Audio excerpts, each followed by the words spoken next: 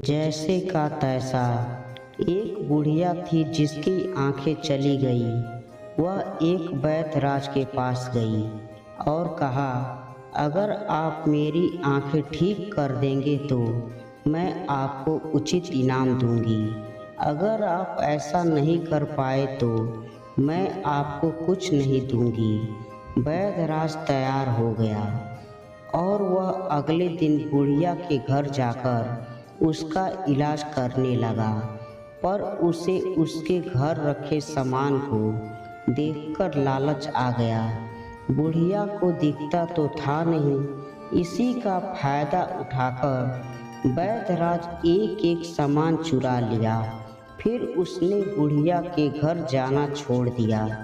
परंतु भगवान के घर देर है अंधेर नहीं। अचानक एक दिन बुढ़िया की आंखें ठीक हो गईं। उसने पिछवाड़े में दबा हुआ धन निकाला और उसी तरह बुढ़िया जिंदगी जीने लगी।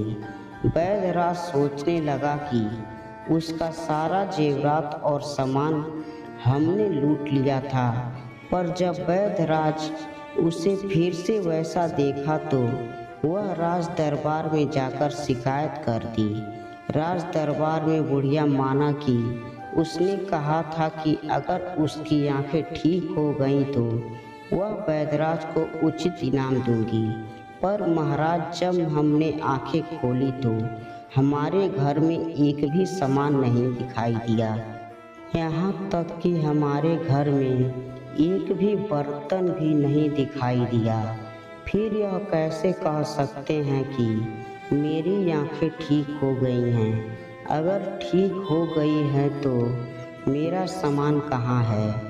राजा ने बुढ़िया की बात सुनकर उसे छोड़ दिया और वैद्यराज को हुक्म दिया कि उसका सारा सामान उसे दे दे। ये छोटी कहानी आपको कैसी लगी?